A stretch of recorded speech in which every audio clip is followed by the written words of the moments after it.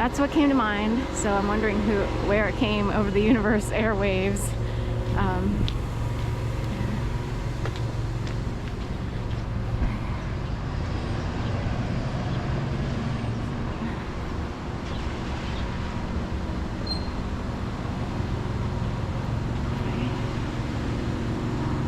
It's sort of like cool, mild. It's not too bad. It's like a good temperature. It rained earlier, but in a way, I'm kind of thinking like in time it'll get warmer and warmer. I prefer cooler weather, and I kind of forget when it gets warmer, I get a little bit agitated. Like it kind of adds to like irritability. Like, oh, I don't want to be hot and sweaty and have to like. I keep thinking about the summer and what's the best way to make it through this summer heat if I have to be outside, and stuff like that. Just not, good in the summer. So we'll enjoy the cooler temperatures while we can. Right, do I want to go over to market? Like all the way over?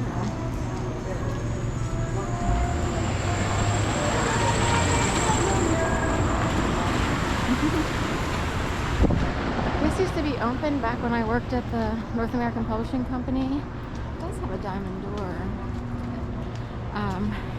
Diamond window on the door, which is usually bad news, but if they were to use architectural design to signal, but anyway, Trestle in, Trestle, train Trestle. So we're on 11th Street, and I'm heading south towards Reading Terminal Market, Chinatown.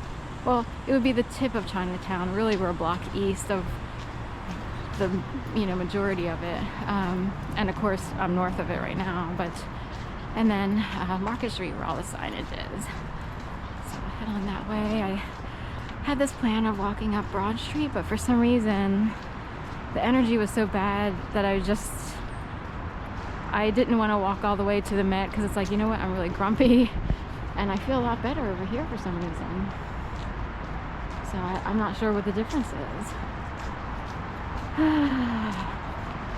I experienced something very unusual, and part of my process of maybe healing is to come on YouTube and at least talk about the experience to a certain extent, and to show who I am as a person.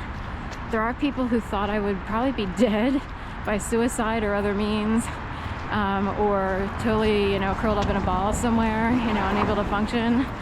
So someone out there in the universe wanted to make sure people could see who I am as a person, that I'm, a sincere, loving, caring person who, was very extreme trauma in 2011. But you don't always get justice. You don't always get to prove things, and especially if it's hard to explain. That's why I wrote the book Duplicity and Duress, Snap Factories in the Making. But anyway, ever since, it does feel like as if a handler in the sky can control your mood, or we don't want you in this neck of the woods, so we're going to make you feel so uncomfortable walking on Broad Street that you gotta walk somewhere else. Or we're going to make you feel depressed here. We want you over here. It's really crazy, that someone else could regulate your moods potentially. I'm just saying potentially, but I know I feel better over here, and I did not love North Broad Street at all. So I'm kind of curious what the dealio is, and the giant on North Broad is, God help us. That is killer, And it's kind of sad because there are tons of people who grow up, they're born into certain worlds, and it's like, how do you escape that if it's hurting you to be in your own technically like neighborhood or community? How do you escape that, and if you can't thrive there? I actually don't know, and you'd have to kind of get lucky, or maybe somewhere along the line one of your parents or both your parents, if they're with you, have a decent job, and they, and that could lead to something else. Like, how do you get out without, other than like signing up for the military? But that would, if you're a certain personality, that would also suck, So some people thrive in the military, some people do not at all. It would be like incredibly damaging to some of the more, to some people who are incredibly beautiful souls to wind up in a situation like that because they were forced to, you know what I mean? So, too much subjugation, too much hierarchy, that is, you know, no thanks. And certain personalities thrive there, but not many. So, you have to be built for that, and then there are beautiful people out here stuck in a neighborhood that they don't want to be in, and that's their only option. I mean, come on, you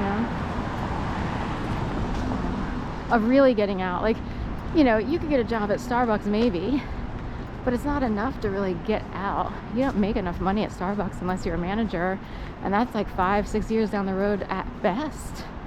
That's how jam-packed Starbucks is. You are looking at long-term waiting, and then people saying, you know, people have moved to different cities to try to rise up the ladder, if you will, the ladder at a place like Starbucks, because it's too jam-packed with people. If you ever make manager, and if you can survive the retail world, which is, you know, I mean, you make a decent living, but still, it's a lot of stress, a lot of, you know. And again, beautiful souls have a hard time getting along with, you know, certain personalities that are just too abrasive. Abrasive personalities thrive in a lot of environments. And beautiful souls have a hard time figuring out where they're supposed to go to survive. Isn't that interesting?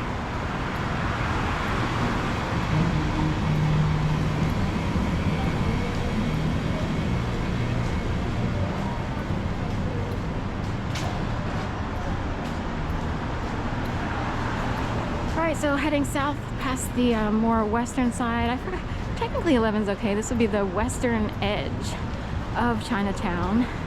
And we'll head on down towards the tunnel under the hotel, Garden Inn, which is kind of, I guess it's attached to the convention center. There's two hotels majorly servicing the convention center. One is the Marriott, that's like the main one, I guess, and then the Garden Inn is right there. Oh, the little, did they get rid of the, so, here, there used to be a mural, it's still on my homepage, of the panda bear.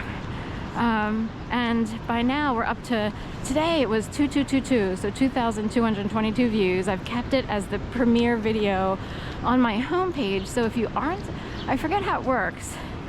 The premiere video is supposed to pop up whenever you are directed to my homepage.